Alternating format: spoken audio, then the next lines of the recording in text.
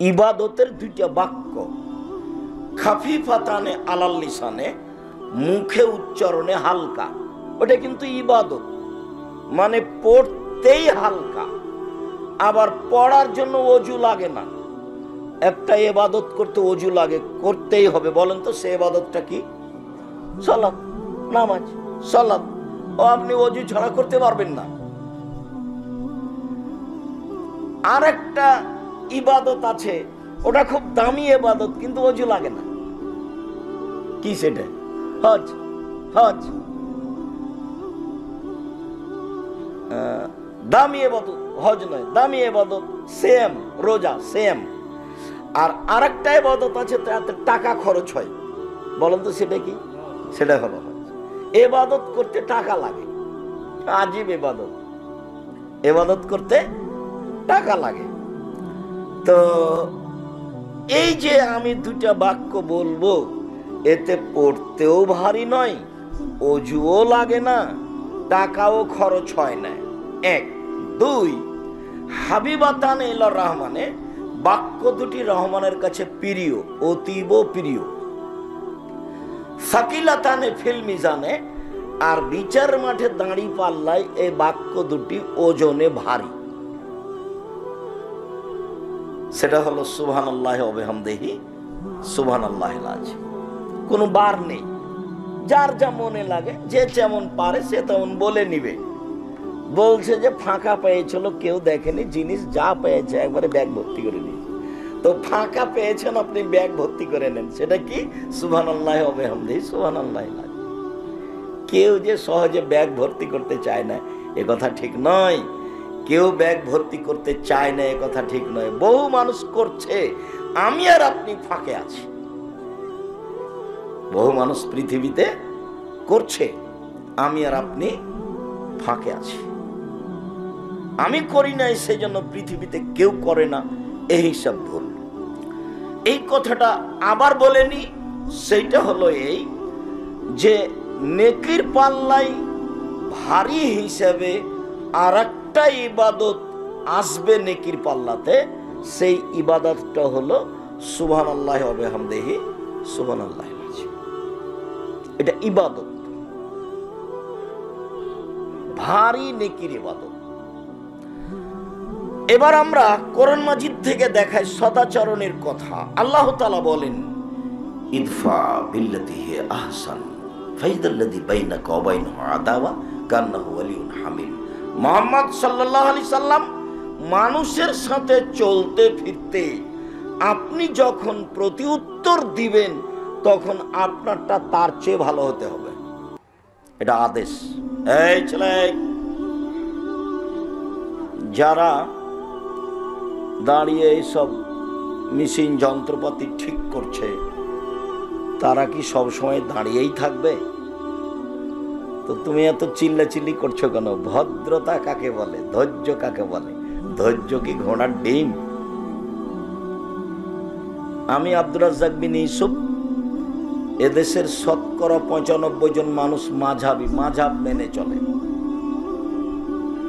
যাদের সামনে কথা বলার আমাদের বাস্তবে কোনো সুযোগ নেই, কিন্তু যন্ত্রের সাহায্যে আমরা তাদের ঘরের ভিতরে আছি।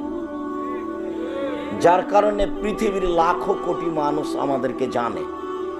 পৃথিবীর যে দেশেই যায় না কেন, সৌদি হোক, কাতার হোক, কুয়েত হোক, বাহরাইন হোক, মালয়েশিয়া হোক, মিশর হোক, দুবাই হোক, ওমান হোক, লন্ডন হোক, যখন যে দেশে গেছি, তখন সে দেশে মানুষ মনে হচ্ছে আমাকে, আমার চেয়ে পৃথিবীর তার কাছে প্রিয় ভালো মানুষ কেউ নেই। তো আমার সামনে বসে কোনোদিন বক্তব্য শুনিনি। আমার সামনে আজও কেউ ছবি ধরতে পারে না। এক সময় এগুলো আমার সামনে খাড়ো করে রাখবে, এরকম পরিবেশ ছিল না। যখন আমি বুঝতে পারলাম এর উপকার, তখন আমি বলেছি তোমরা ভালো যন্ত্র নিয়ে সামনে আসো, যার ফল খুব ভালো বুঝতে পারা যায়। ওমান গেছি, তো সন্দীপের এক ছেলে, তার নাম হাবিব, ও বলছে যে আপনি আসবেন বলে আমার গাড়িতে 4 দিনের জন্য আপনার নামে অক্ষ করেছি। 4 দিন এই গাড়িতে কোনো ইনকাম করব না। আমার গাড়িটা 4 বছর হলো শোরুম থেকে বের করা। এখন কেউ যদি গাড়িতে উঠে যদি না বলে যে আজকেই শোরুম থেকে গাড়ি বের করেছ না কি, এই কথা যদি না বলে, আমি হাবিব গাড়ি চালাবো না। তার মানে গাড়ির যত্ন, তার মানে ও কি করে, গাড়ির যত্ন নেই, ঝকঝকে আছে। তা আমি আমাদের ড্রাইভার গুলোকে বলি, গাড়িতে উঠলেই বলি, ভ্যানে উঠলেও বলি, অটোতে উঠলে বলি, জামিয়া সালাফে অনেক ভ্যান, অটো, গাড়ি, 4-5 জন ড্রাইভার। ভাইয়ের কথাতে একটা মনে পড়ছিল কথা, জামিয়া সালাফে এবছরের সম্মেলনে খরচ হয়েছে 17 লাখ টাকা, 17 লক্ষ। ওই টাকা দিয়ে একটা বিল্ডিং, একটা প্রতিষ্ঠানের বিল্ডিং হয়ে যাবে। এদেশের সবচেয়ে বড় প্রতিষ্ঠান জামিয়া সালাফিয়া, সবচেয়ে বেশি সংখ্যায় প্রতিষ্ঠান জামিয়া সালাফিয়া। শিক্ষা মানে, শিক্ষক সংখ্যায়, শিক্ষক গুণে, প্রতিষ্ঠানের আয়তনে জামিয়া সালাফিয়া সবচেয়ে বড় প্রতিষ্ঠান। জামিয়া সালাফিয়া রূপগঞ্জ, নারায়ণগঞ্জ, ঢাকা প্রায় 100 বিঘা জমির উপরে। জামিয়া সালাফিয়া ডাঙ্গিপাড়া পাওয়ার আছে প্রায় 40 বিঘা জমির উপরে। জামিয়া সালাফিয়া যেটা মহিলা শাখা হতে যাচ্ছে রাজশাহীতে, সেটা প্রায় 60 বিঘা জমির উপরে, যার 40 বিঘা পুকুর। যেটা জামিয়া সালাফিয়া দিনাজপুর, সেটা 20 বিঘা জমির উপরে। আরো যেটা ময়মনসিংহে কিনা হয়েছে, যেটা আপনার ফেনীতে, যেটা যশোরে, যেটা কুষ্টিয়ায়, কাছাকাছি সব 19-20।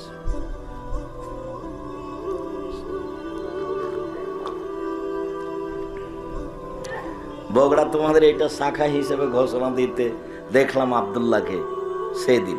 এখন এটার পরিধি কি হয় কি না হয়, কতদূর কি হয়, সিলেবাস পরিবর্তন হবে, জামিয়া সালাফের সাথে কতদূর সম্পর্ক, সময়ের গতিতে ধীরে ধীরে জানা যাবে ইনশাআল্লাহ।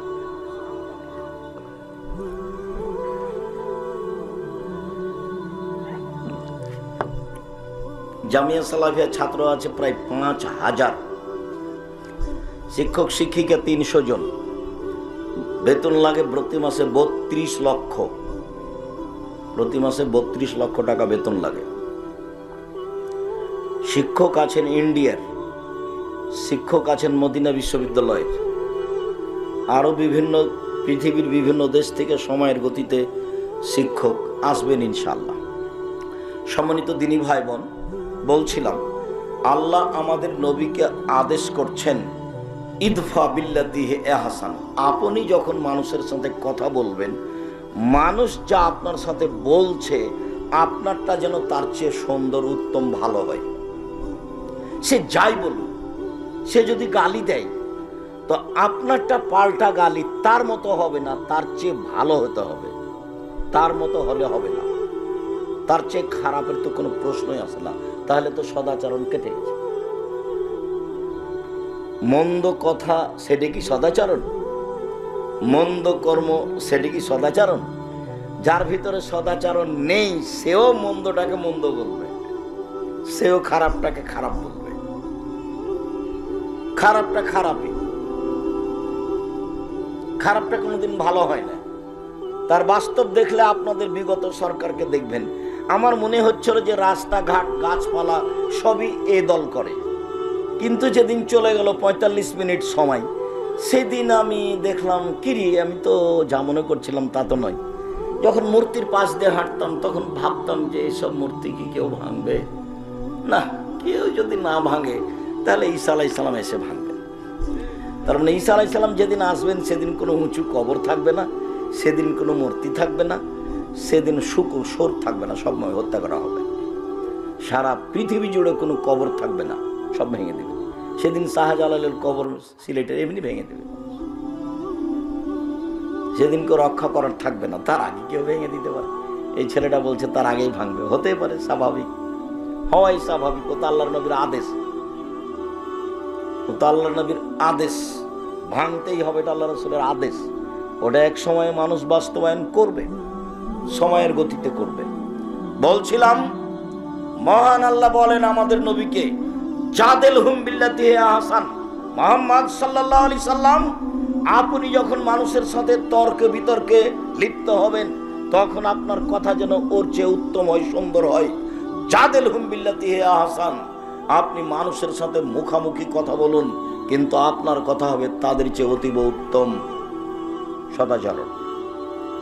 আল্লাহ তাআলা বলেন, ফাবিমা রাহমাতিম মিনাল্লাহ লিনতা লাহুম, মুহাম্মদ সাল্লাল্লাহু আলাইহি সাল্লাম, আল্লাহর পক্ষ থেকে বড় দয়া যে আপনি নরম স্বভাবের মানুষ হয়েছেন। নরম স্বভাব।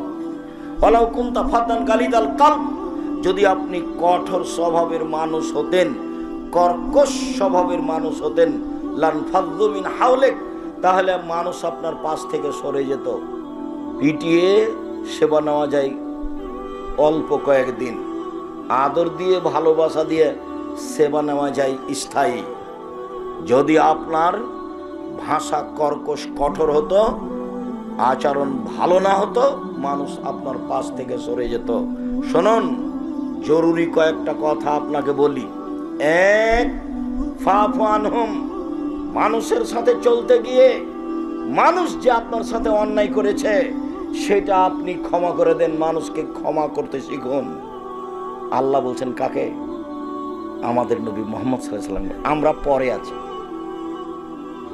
শুনুন, মানুষের সাথে চলতে গিয়ে মানুষ যে আপনার সাথে অন্যায় আচরণ করেছেন সেটা আপনি ক্ষমা করুন।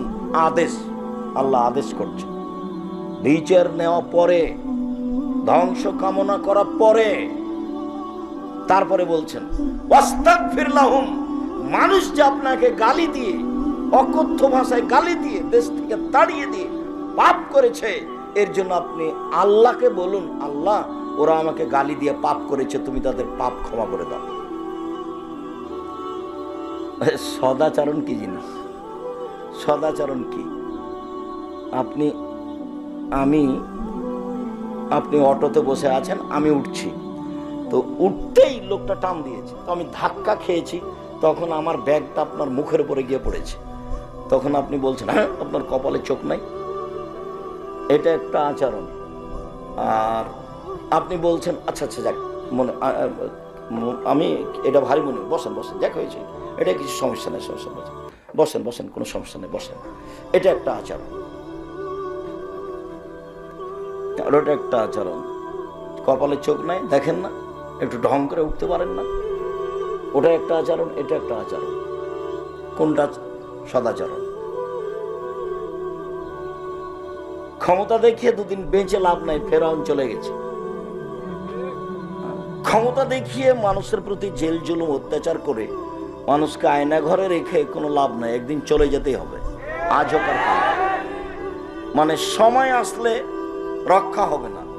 তবে আল্লাহর নবী বলছেন, ইন্নাল্লাহ ইউমলি লিয-যালিম, আল্লাহ তাআলা জালেমকে সময় দেন, জালেমকে সুযোগ দেন অন্যায় করার। অন্যায় করতে থাকে, করতে থাকে, করতে থাকে, তো মানুষ মনে করে কই কত মানুষের প্রতি জুলুম করলো, কত মানুষকে পানিতে ডুবিয়ে মারলো, জেলে হত্যা করলো, আলেম ওলামাকে জেল ফাঁসি দিল, তারপরেও তো বিচার হয় না। কই মানুষে বলছে যে জুলুম করলে আল্লাহ বিচার করবে, কই হয় না। যাই যাই, আল্লাহর নবীও বলছেন, বুখারী মুসলিমের হাদিস, আল্লাহকে সুযোগ দেন, দিতে দিতে দিতে দিতে হাত্তা ইজা আখাযাতহু লাম ইউফলিতহু, যখন ধরে ফেলেন তখন আর সময় দেন না। ফেরাউন 2-1 দিন জুলুম করেনি, প্রায় 1500 বছর। তাহলে কত মানুষের প্রতি জুলুম করেছেন? তার বিরুদ্ধে গেলে বালুর উপরে ফেলে দিয়ে হাতে পায়ে কাঁটা মেরে দিয়ে গায়ে সাপ বিচ্ছু ছেড়ে দিত। লৌহ শলাকাধারী ফেরাউন। বড় বড় যারা জালেম চলে গেছে পৃথিবীতে, সর্বোচ্চ জালেম ফেরাউন। তারপরে একদিন সময় শেষ হয়ে গেছে। একদা আল্লাহ মূসাকে বললেন, মূসা তোমাকে ফেরাউনের কাছে যেতে হবে। মূসা বললেন, আমি সাবলীল ভাষায় কথা বলতে পারি না, মুখের সমস্যা আছে, আমি যাব না। আল্লাহ বললেন, আমি মুখের ভাষা ঠিক করে দিয়েছি, যেতে হবে।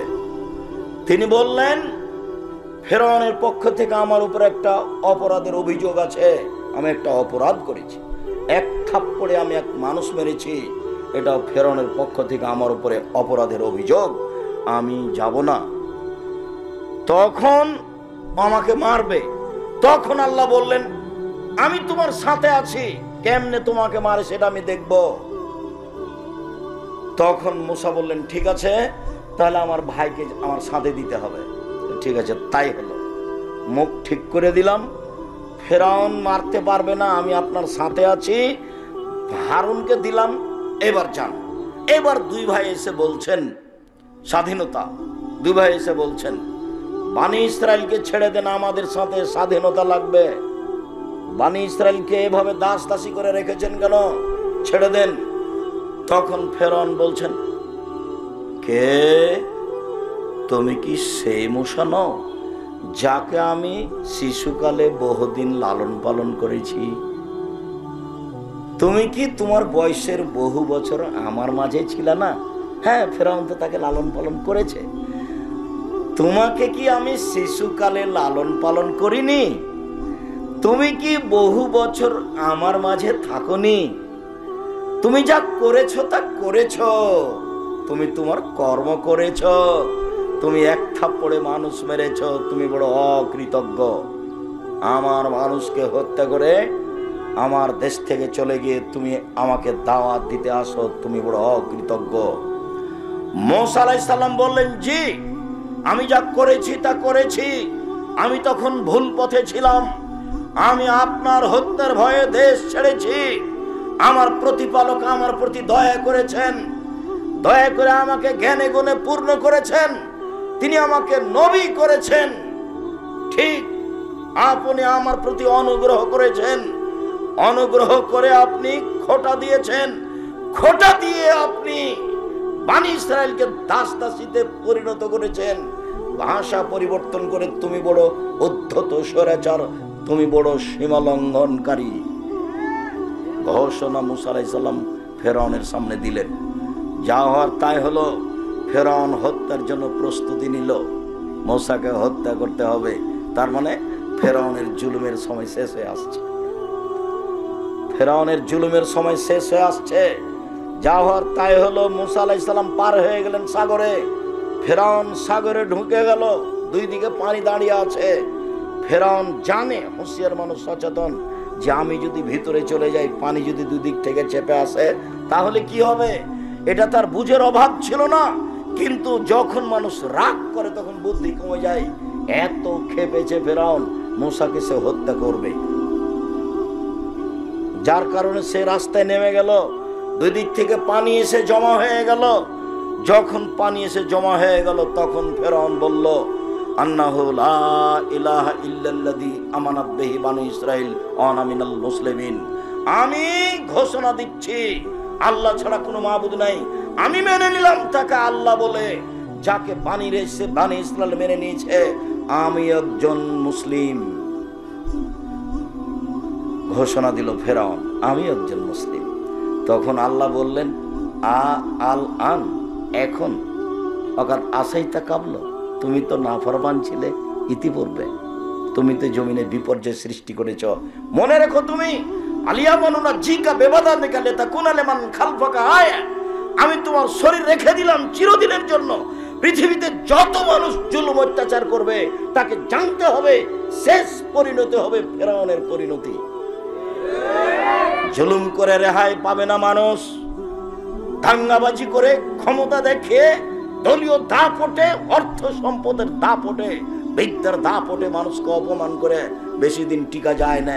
জুলুমের ফল দুবার ভোগ করতে হবে, একবার ইহকালে, একবার পরকালে। জুলুমের ফল যখন পরকালে ভোগ করতে হবে তখন বিচার আর তাড়াতাড়ি হবে না। যত জালেম আছে সবার বিচার দেরিতে হবে। যারা যাকাত দেয় না তারাও জালেম। কিভাবে? ফকিরের টাকা মেরে খেয়েছে, এই জন্য তার বিচার দেরিতে হবে। যারা জালেম, আল্লাহর নবী বলছেন ওদের বিচার দেরিতে হবে। কতদিন দেরি আল্লাহ ভালো জানে। একদিন যদি দেরি হয় 50,000 বছর, 3 দিন যদি দেরি হয় 1.5 লক্ষ বছর, কতদিন দেরি হবে আল্লাহ ভালো জানে। প্রত্যেক জালেমের বিচার দেরিতে হবে। মহান আল্লাহ বলেন, মুহাম্মদ সাল্লাল্লাহু আলাইহি সাল্লাম, আপনি মানুষকে মাফ করুন। মানুষ যে আপনাকে গালি দিয়ে কিছু কথা বলে পাপ করেছে, এর জন্য আপনি আল্লাহকে বলুন, আল্লাহ ওদের যে গুনাহ হয়েছে সেটা ক্ষমা করে দাও। ওয়াশাবিরহুম ফিল আমর, আপনি পরামর্শ করে কাজ করুন।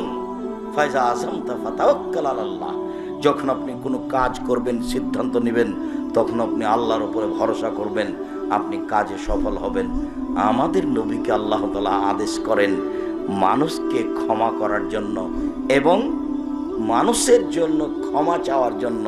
তাহলে সদাচরণ একেই বলে। মহান আল্লাহ বলেন, আল্লাযীনা ইনফিকুনা ফিস সাররাই ওয়াজ যাররাই ওয়াল কাযিমিনাল গায়য ওয়াল আফিনা আনিন নাস, ওরাই মূলত সদাচরণের লোক যারা অসহায় মানুষকে দান খয়রাত করে, সচ্ছল হলেও অসচ্ছল হলেও, সচ্ছল হলে বেশি দেয়, অসচ্ছল হলে কম দেয়। অল আফিরানিন নাস, মানুষকে মাফ করে। কি হয়েছে? অন্যায় করেছি, ঠিক আছে, এরপরে যেন হয় না, যাও তোমাকে মাফ করে দিলাম। কি হয়েছে? মালিক এটা এভাবে বললে কেন? দেখি আরো 2-3 রাত তোমাকে সময় দিচ্ছি, দেখি তুমি ঠিক কাজ করতে পারো কিনা। কর্মচারীকে হতে হবে বিশ্বস্ত, আর কর্মচারীকে হতে হবে দর্শনধারী, আর কর্মচারীকে হতে হবে শক্তিশালী। 3টা গুণ থাকবে কর্মচারীর। আপনারা যারা মালিক, যে কোনো কাজে, আপনি একটা ইন্ডাস্ট্রিজের মালিক, একটা কারখানার মালিক, আপনি কিছু কর্মচারী রেখেছেন, কর্মচারীর 3টা গুণ থাকতে হবে। একটা কি? বিশ্বস্ত, টাকা যেন মেরে না খায়, আল্লাহ বলছে। 2, দর্শনধারী, ওকে দেখতে যেন ভালো লাগে, ভ্যাংচা মুখের যেন না হয়। ভ্যাংচা মুখের কি করবে? সে রুজি আপনার চিন্তা করার দরকার নেই, ওটা আল্লাহ ব্যবস্থা করবে। আপনি দর্শনধারী লোক ঠিক করবেন। 3, শক্তিশালী। এই 3টা গুণের লোককে মানুষ নির্ধারণ করতে হবে কাজের জন্য। সম্মানিত দিনী ভাই বোন, আল্লাহ তাআলা বলেন যে ওরাই হলো সদাচরণের অধিকারী মানুষ, ওরাই জান্নাত পাবে যারা অসহায় মানুষকে দান খয়রাত করে থাকে, সচ্ছল হলেও অসচ্ছল হলেও এক। বল আফিনা আনিন নাস, মানুষের ভুল ত্রুটিকে মাফ করে দেয়। বল কাযিমিনাল গায়জ, রাগকে দমন করে। রাগকে দমন করতে হবে। মনটা খুব খারাপ, মনে হচ্ছে যে 2 থাপ্পড় না দেওয়া পর্যন্ত থামতে পারি না, মনে হচ্ছে যে 2টা কথা না বলা পর্যন্ত থামাই যাচ্ছে না, ভিতরটা এত জ্বলছে। তাহলে আপনি কি বস্তির মহিলা? বস্তির মহিলা ঝগড়া লাগলে যত খারাপ কথা বলতে পারে তত খুশি হয়, আর যখন ঝগড়া বন্ধ হয়ে যায় তখন বলেছি, যে মনটা ঠান্ডা করে বলেছি কথা। তো আপনি কি বস্তির মহিলার মতো যে আপনার চরিত্র কেন এত আপনি খেপে যাচ্ছেন কেন? 2টা বলে নিলে আপনার কি হবে? বলিয়েন না তো, বলেননি তখন কি হয়েছে? আমি তো দেখি ফেসবুকে, ইউটিউবে মানুষ আমাকে বলে যে আপনাকে যে এত মানুষ ধুয়ে ছেড়ে দেয়, তা আপনি কিছু বলেন না কেন? তা আমি তো ওর না, আমি তো নি না, তা আমি বলবো কি?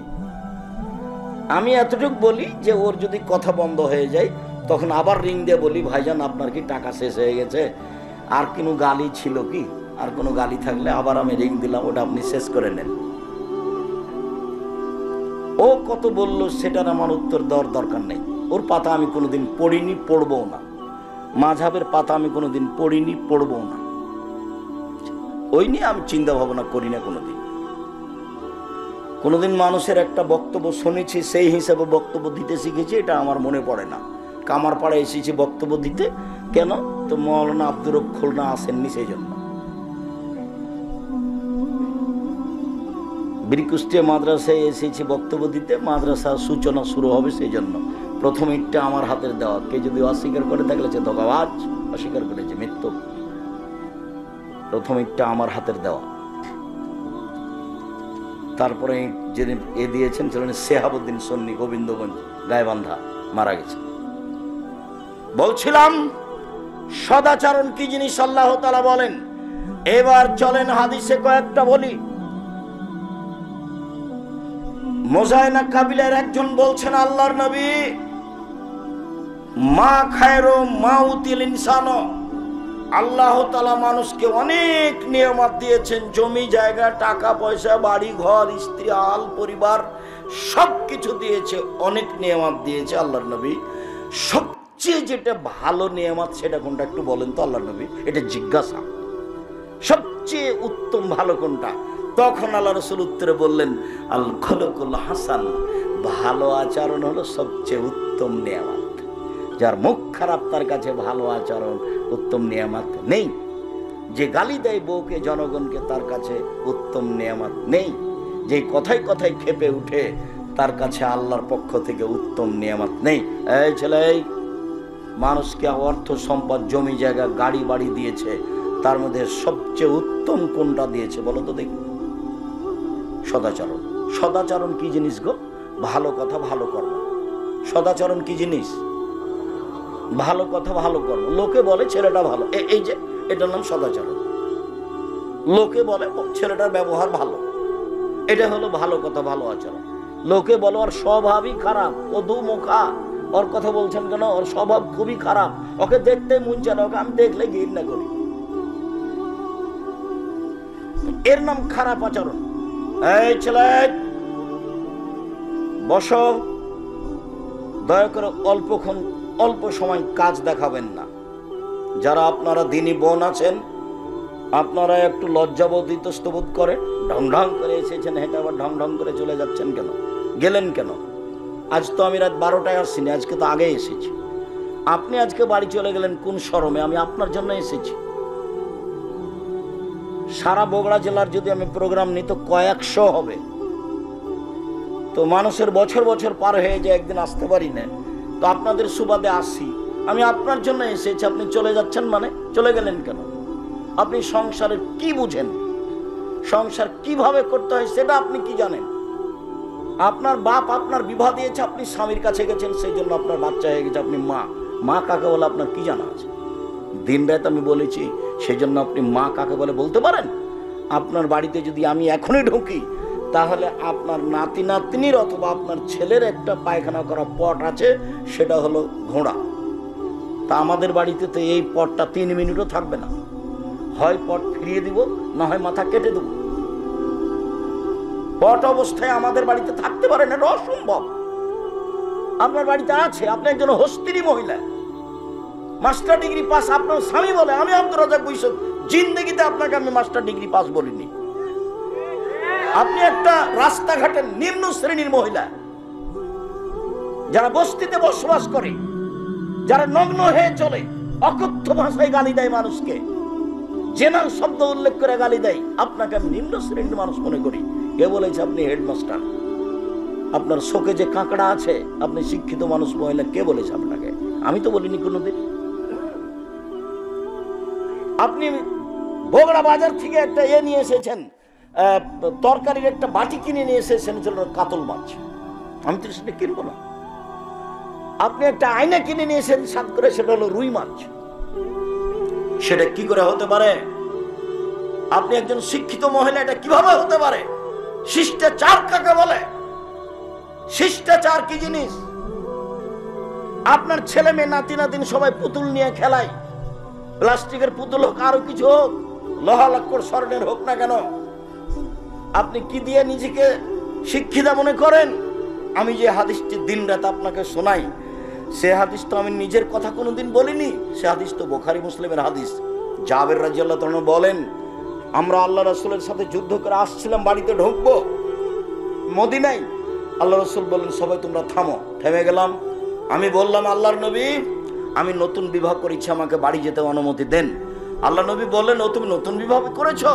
কুমারী মেয়ে বিবাহ করেছো, যার কোনোদিন বিবাহ হয়নি, এরকম মেয়ে বিবাহ করেছো, না তালাক প্রাপ্ত মেয়ে বিবাহ করেছো? তো জাবের বললেন, আল্লাহ নবী, আমি তালাক প্রাপ্ত মেয়ে বিবাহ করেছি।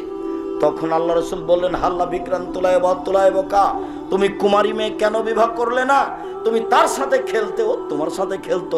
তুমি কুমারী মেয়ে কেন বিবাহ করলে না? তুমি তার সাথে খেলতে, ও তোমার সাথে খেলতো। আল্লাহ রাসূল যে কথা বললেন, জাবের রাদিয়াল্লাহু তাআলা সে কথার উত্তর না দিয়ে তিনি বলছেন, আল্লাহর নবী, আমার আব্বা উহুদের যুদ্ধে শহীদ হয়েছেন 9 জন মেয়ে রেখে, আমার 9 জন বোন আছে। আল্লাহর নবী, উহুদের যুদ্ধে আমার বাপ শহীদ হয়েছেন 9 জন মেয়ে রেখে, আমার 9 জন বোন আছে। আক্রাহুয়ান আতাযাওয়াজা মিসলাহুন্না, ওদের মতো কম বয়সের বুদ্ধি কম মেয়েকে আমি বিবাহ করা পছন্দ করিনি। বেশি বয়সের মেয়ে বিবাহ করেছি 4টা কারণে। এক, লেতুয়াল্লে মাহুন্না, আমার স্ত্রী যেন আমার বোনদেরকে বিদ্যা শিখাতে পারে।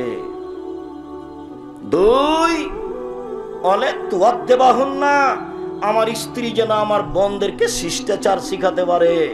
আপনার মেয়েটার নখ বড় আছে, এটা ভালো শিষ্টাচার? আপনি নাকি মা, আমি তো বলেছি এই মেয়েটাকে, এই তুমি তোমার মাকে খালা বলে ডাকে, নাহলে সৎ মা বলিও। ও সৎ মা, আপনি কেমন আছেন? নইলে তুমি যদি ওটা যদি তোমার নিজ মা হয় তো তোমার নখটা বড় থাকে কি করে?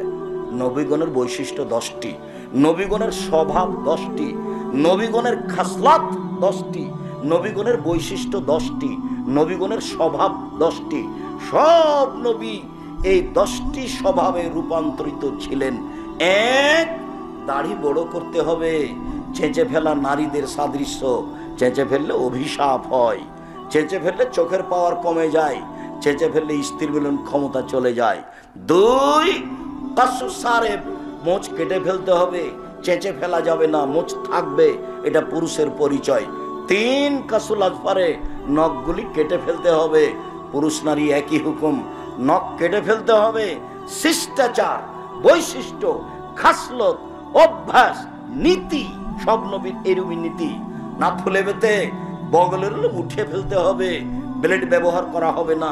নারী পুরুষ একই হুকুম। হালাকুলানাতে নিচের লোম পরিষ্কার করতে হবে, ঊর্ধ্বে টাইম 40 দিন। পুরুষ নারী একই হুকুম। পেশাব পায়খানার পরে পানি দিয়ে পবিত্রতা অর্জন করতে হবে। পানি দিয়ে পবিত্রতা অর্জন করে যারা, আল্লাহ তাদের প্রশংসা করেছেন। তবে ঢেল নিয়ে 40 কদম হাঁটতে হবে, পায়ের উপরে পা উঠাতে হবে, খক খক করে কাশতে হবে। এটা হলো নোংরামি।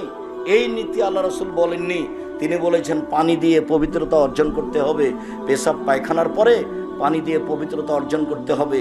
পানি না থাকলে ঢেল, টিস্যু পেপার, আগে ঢেল, টিস্যু পেপার, 40 কদম হাঁটা, পায়ের উপরে পা উঠানো, খক খক করে কাশা। এই নোংরা নীতি আল্লাহ রাসূল না করে জন্য তিনি বলেননি যদি 40 কদম হাঁটাই লাগে পবিত্রতার জন্য, তাহলে তার স্ত্রীকে হাঁটতে হবে না?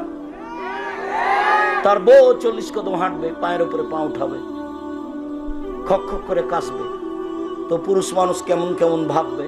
তো আপনি যখন ওভাবে হাঁটেন তখন মহিলা মানুষ দেখে, তখন মহিলা মানুষকে কেমন কেমন লাগে। একই কথা, দুটাই ব্যাপার।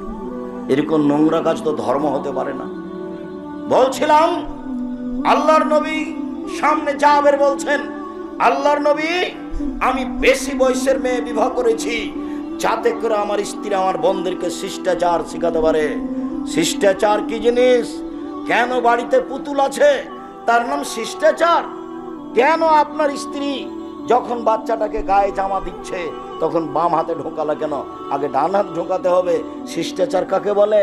আপনার স্ত্রী বলে দিল না, বাচ্চা যখন পেশাবখানায় যাবে, আব্বু দোয়া পড়ে যাও, আম্মু দোয়া পড়ে আসো, আব্বু ডান কাতে সও, পা কেবলার দিকে থাকার যেদিকে থাক তাতে আসে যায় না। জুতা আপনি ডান পায়েটা পরো আব্বু, খোলার সময় বাম পায়েটা খোলো। শিষ্টাচার কাকে বলে? শিষ্টাচার কি জিনিস? নখে নেইল পালিশ দিতে হবে, ইসলামী শিষ্টাচার নয়। এটা ইহুদি খ্রিস্টানদের পতিতালয়ের মেয়েদের বৈশিষ্ট্য। নখ কেটে ফেলতে হবে, নখ রাখা, নখে নেইল পালিশ দেওয়া ইহুদি খ্রিস্টানদের পতিতালয়ের মেয়েদের বৈশিষ্ট্য। মুসলিম মহিলারা নখে মেহেদি দিবে, হাতের নখে তো মেহেদি দিবেই, পায়ের নখেও দিতে হবে, দিতে বাধ্য। হাতের নখে মেহেদি দিতে হবে মহিলাদেরকে, পায়ের নখে মেহেদি দিতে হবে। এটা হলো তাদের ইসলামী শিষ্টাচার। কপালে টিপ দিতে পাবে না। হিন্দু মেয়েদের বিবাহ করার 10টি পদ্ধতি রয়েছে, তার একটি পদ্ধতির নাম রাক্ষসী বিবাহ। মেয়ের বাপ বিবাহ দিবে না, ছেলে জোর করে বিবাহ করবে, কপালে টিপ দিতে পারলে বিবাহ হয়ে গেছে। ওটা হলো হিন্দু নীতি। ওটা মুসলমানের ঘরে আসলো কি করে? টিপ দেয় কি করে? এই কাপড় পরে কি করে? এটা শিষ্টাচার হয় কি করে? এই যে নগ্ন, এই যে বোরখা, ফ্যাশন বোরখা, এটা শিষ্টাচার হলো কি করে? শিষ্টাচার কি জিনিস? বাড়ি গিয়ে আপনি যদি সত্যি মুসলমানের মেয়ে হন, তাহলে বাড়ি গিয়ে আপনার এই বোরখাটা আগে জ্বালাবেন। কালকে একটা বোরখা বানাতে হবে ঢিলা ঢালা। ফ্যাশন বোরখা পরে আপনি তাহাজ্জুদ পড়ে কি দেখাতে চান? ফ্যাশন বোরখা পরে আপনি শিষ্টাচার কি দেখাতে চান? আমি আব্দুর রাজ্জাক বিন ইউসুফ আপনাকে কষ্ট দিতে আসিনি, আপনাকে আমি মনে করি আপনি একজন হস্তিনী মহিলা, আপনাকে মনে করি আপনি একজন পথে পড়ে থাকা মহিলা, নিম্ন শ্রেণীর বস্তির মহিলা। আপনি আমাকে বলেন আব্দুর রাজ্জাক সাহেব, আপনি কিভাবে এটা বলেন আমি হচ্ছি খাদিজার মতো, আমি হচ্ছি আয়েশার মতো? ঠিক আছে, আমি আপনাকে আয়েশার মতো মনে করলাম, আপনাকে আমি খাদিজার মতো মনে করলাম। আয়েশা রাদিয়াল্লাহু তাআলা আনহা বলেন, আমার স্বামীর কবর হলো আমার ঘরে। আয়েশার স্বামী কে?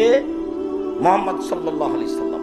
আমার স্বামীর কবর হলো আমার ঘরে। তখন আমি আমার ঘরে এমনিতে যাই, মাথায় কাপড় দিই না, এমনিতে যাই। কিছুদিন পরে আমার স্বামীর পাশে কবর হলো আমার বাপের। তখন আমি মনে করি এটা আমার স্বামীর কবর, এটা আমার বাপের কবর। আমি কবরের পাশে এমনিতে যাই, মাথায় কাপড় থাক আর না থাক সেটা বিবেচনা করি না। কয়দিন পরে সেখানে কবর হলো উমরের, অর্ধ পৃথিবীর খলিফা, কুশাগর, বুদ্ধিজীবী, রাজনীতিবিদ উমর, যিনি রাস্তায় চললে ফের শয়তান সে রাস্তা দিয়ে হাঁটতো না, সে উমরের যখন কবর হলো তখন তিনি বলছেন, একজন বেগানা পুরুষের কবর হয়েছে আমার বাপের কবরের পাশে, তা আমি লজ্জা করি, আমি লজ্জা করে মাথায় কাপড় দিয়ে যাই, আমি আঁটো সাঁটো হয়ে নিজেকে গুটি নিয়ে কবরের পাশে যাই। কেন? আমি একজন বেগানা পুরুষের কবরকে লজ্জা করি। একজন মহিলা বেগানা পুরুষের কবরকে লজ্জা করেন, আর আপনি এল নগ্ন অর্ধনগ্ন হয়ে এই ফ্যাশন বোরকা পরে চলে আমাকে বলছেন আব্দুর রাজ্জাক সাহেব আপনি আমাকে বস্তির মহিলা বলছেন? মানে আপনাকে আমি বস্তির মহিলা বলতে চাইনি, এই দেখেন আয়েশা, আপনাকে আমি আয়েশাই বলতে চাচ্ছি। আপনার মেয়ের নখ বড় আছে, জবাব আমাকে দিতে হবে। আমাকে দিতে হবে কেন?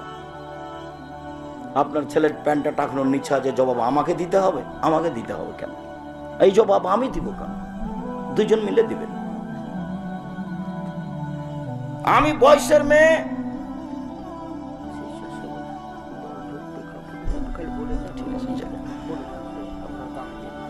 আল্লাহ রাসূল আমি বয়সের মেয়ে বিবাহ করেছি, বলে তুরাজ্জালাহুন্না, আমার স্ত্রী যেন আমার বোনদের মাথার চুল চিরুনি করে সাজগোজ করে পরিপাটি করে রাখে। মেয়ের চুল ওভাবে রেখেছেন কেন? সামনের দিক কেটে।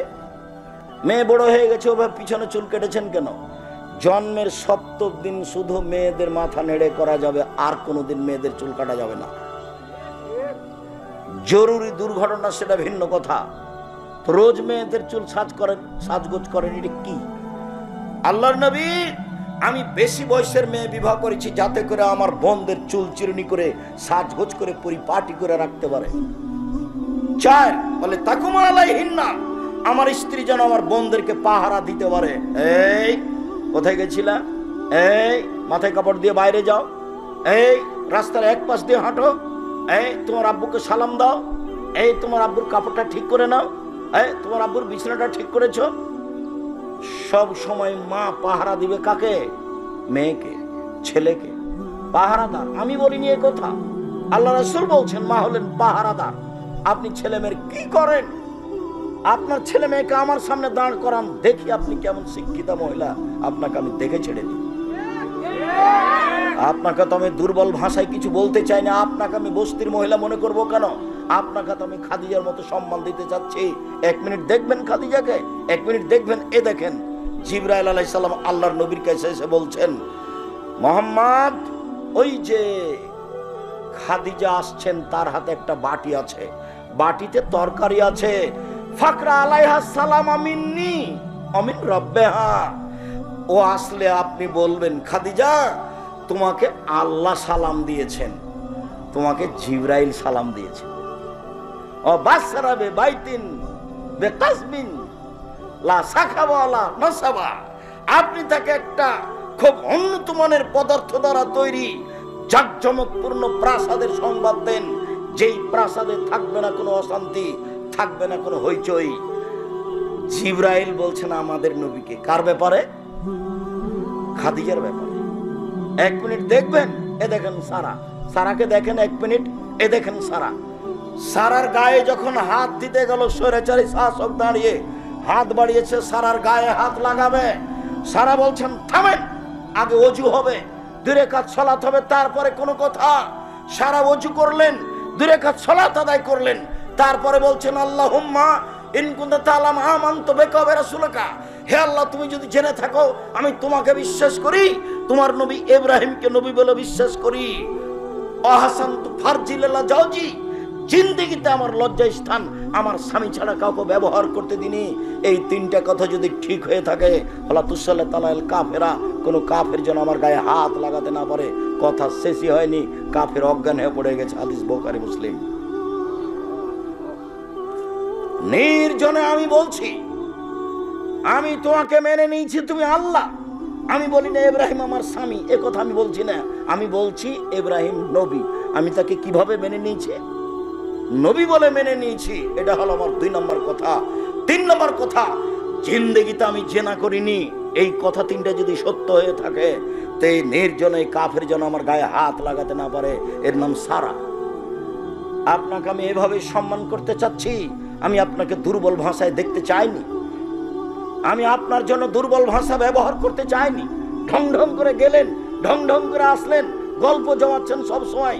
আপনার স্বভাবই তো ভালো নয়। আপনাকে আমি কি দিয়ে সম্মান করতে পারি? আমি আপনাকে শতদিন বলেছি, আরেকজন মহিলা যদি আমার গায়ের উপর দিয়ে চড়ে চলে যায় আপনি মুখ খুলবেন না। গেছে গেছে,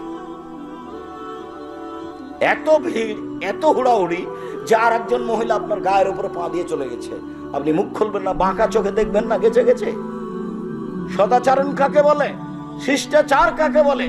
উপস্থিত বৈঠকের দিনই মুসলিম ভাই বোন, দাঁত নেওয়া শিখবেন না। দাঁত শব্দ বুঝেন না? দাঁত তুলে নেবো বলে না মানুষে? দাঁত নেওয়া শিখবেন, প্রতিশোধ নেওয়া শিখবেন না।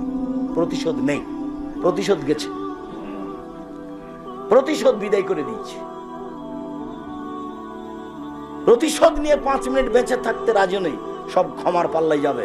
ফল ভালো হবে ইনশাআল্লাহ, ফল ভালো হবে। একদিন ঢাকা ডোমেস্টিক বিমানবন্দরে একজন আমাকে বলছে, এবারে এসে সালাম দিই বলছে খুব জোরে, অত শক্ত করে কথা বলেন কেন? নরম করে কথা বললে হয় না? এভাবে বলছে। আমি বলছি যে শক্ত করে না বললে হয় না, এই জন্যই বলি। আবার বলছে না, নরম করে বললে হবে। অত শক্ত করে বলেন কেন? নরম করে বলেন না কেন? নরম করে বললে হবে। আবার আমি বলছি নরম করে বললে হবে না, এই জন্যই শক্ত করে বলি। আবার খুব চিৎকার করে বলছে। তখন আমি বললাম, আল্লাহর নবী খুব শক্ত করে বলতে বলেছেন, সেজন্যই শক্ত করে বলি।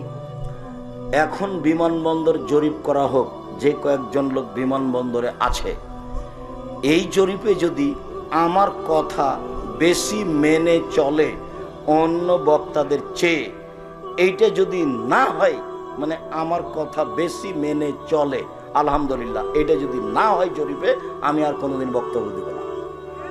তখন চট করে বলছে, হেসে বলছে, মনে কিছু নিয়েন না, আমার সাধ ছিল আপনার মতো করে আপনার সামনে একটু কথা বলবো, সেই জন্য। আসলে আমার বক্তব্য, আপনার বক্তব্য আমাকে পরিবর্তন করেছে। আমার একটু সাধটা ছিল আপনার সামনে এভাবে বলবো, সেই জন্য বলেছি, আমাকে মাফ করবেন। আমার একটা বলার সাধ ছিল আপনার সামনে। ভালো, জাযাকাল্লাহ খায়ের, তুমি বলেছ। যখন আমি যে জেলাতে যাই তখনই কিছু মানুষ মাপ চাই, তো আমি বলি ঠিক আছে, মাফ করলাম। সে কি বলেছে সেটা আমার দেখার বিষয় নয়। আমি আমার